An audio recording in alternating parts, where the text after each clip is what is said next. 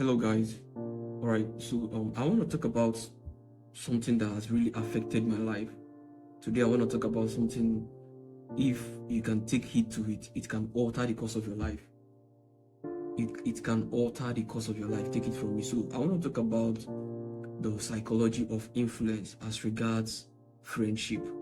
The psychology of influence as regards friendship. Many of us don't know how much influence friends can exert in our lives, consciously and subconsciously. The power of friends, the power friends have over your life. You don't have to choose, you don't have to decide if they are gonna have a hand in your life. All you just have to do is just to be friends with them.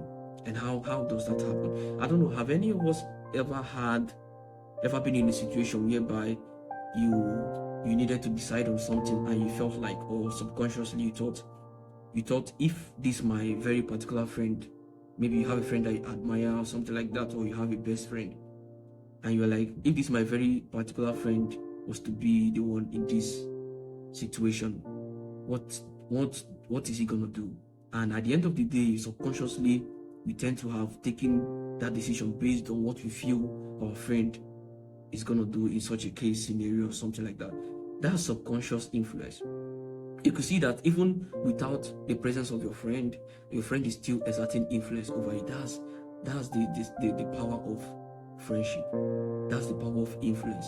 You see, one of the things I've come to realize in my journey of personal development is how that we human beings, we are programmable. Sometimes I feel that the will of man is a myth, in the sense that we don't really have a strong will. We don't really have our own strong will. Even what we think is our own strong will was influenced or affected by something over time we give ourselves to. We human beings, we are just like puppets in the hands of whatever we give ourselves to. We are very much programmable. Growing up, one of the cliches I usually heard is if you have a group of 5 foolish friends, guess who's the 6th foolish one? You are the 6th foolish one. Whether you like it or not. See, this was a cliche at the time, but now I have come to, from in-depth understanding by intentional study and retrospections about my own life, I've come to realize that it is not just a cliche. This is real life. This is real life. We human beings, we are very much programmable, such that if you want to be rich, you just have to hang around rich people long enough, because it's all about who you are and not necessarily what you do. You just have to hang around rich people long enough, and you become like them. You begin to think like them. You begin to act like them. They begin to affect your decisions subconsciously by just hanging around long enough. You'll be the next rich person. If you're a rich guy and you have very close friends, 5 poor friends, guess who's going to be the next poor guy? You're going to be the next poor guy, and it is against your will. The thing about influence is that, because I usually felt that, because that was in the days of my ignorance, I usually felt that, I can hang around with anybody, I can do stuff with anybody, that I know myself, you cannot influence me, that you can only influence me if I choose to, that you can't just influence me if I choose not to do something. You see, that's one of the dumbest things I've heard. Sorry to say so, but listen, that's one of the dumbest things I've heard, in the sense that the psychology behind influence, if you understand it in this light, on how that, let's say there is code, let's say it is cold outside, and you decided that you're not going to be, you don't want to get cold, that you decided that you're going to go outside, but you're not going to get cold by just made decision, and you're going outside without clothes on, but you have decided in your mind that you're not going to get cold. Guess what? When you go outside, even against your own will, against that your very will, you're going to catch cold whether you like it or not. That's influence. It is very subtle. That's the power of influence. So when you understand this, you tend to now be very conscious. Study has it. Listen to me. Study has it that you can go do your research. Scientifically speaking, this was as a result of years of research. Let me not go into details. Research has it that we are the summary of the 5 people we spend the most time with.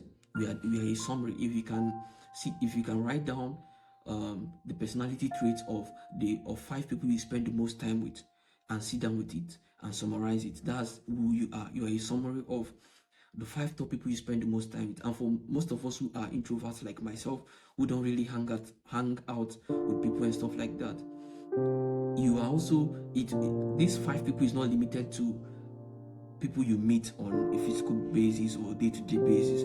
These 5 people is also the people you text most of the time, the videos you watch, the people you spend the most time with, you spend the most time on their videos, the people you spend the most time listening to their stuffs. You are gonna be this, so you are gonna be those are the people that have the most influence over your life. So when you understand this, you can then program your life. You can then program yourself to be successful. You can then program yourself to meet your needs. If you understand this thing, you know that life can be easy. Life, of course, can be easy if you understand life. If you don't try to maybe think your way through life, or you just have to learn from people who have experience, learn from studies, learn from research, and program your life in such a way that it matches to meet your need. Like I said, one of the greatest secrets I've learned in life is that we human beings, we are programmable. Against our will, we are just like puppets in the hands of whatever we give ourselves to. So I'm not saying this to defect. I'm not saying this to say that perhaps because yes, not everyone, obviously this is life. Not everyone is going to match your trait, the personality, the kind of trait you want, or stuff like that. Not everyone you meet would appeal to you. I'm not saying then you should isolate people or be proud or tend to live in isolation or stuff like that. What I'm just saying, my advice to this effect is that you can have many friends, but keep your circle small. Keep your circle small. Your circle is the people, your inner closet, the people you spend the most time with, the people you allow to affect your life. I have friends that I hang around with, like maybe on the weekends, once in a while. They are my friends, I hang around with them, but these people don't affect my life in any way. They don't affect my attitude, they don't affect my decisions, because why?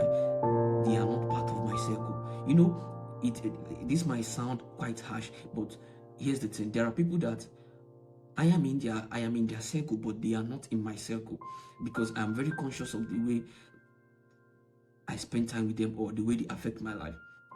There are many people that to them I am their very close friend, but to me they are not my very close friends. You have to be very intentional about your life. When it comes to your personal life, when it comes to self-care, your own self-improvement, you have to be very selfish, because you owe yourself everything. You owe yourself everything. Your life is your business. Your life is your business. So when you realize these things, you won't live your life at the mercy of people. Because at the end of the day, you have yourself to blame. You have yourself to be accountable to. Do you understand? Yeah. So basically, yeah, that's just it. So what am I saying in essence? Mind the people that get very close to you. Mind the people you spend the most time with. Mind the things you watch. Mind the people you listen to. Many people I'll do a different video explaining this.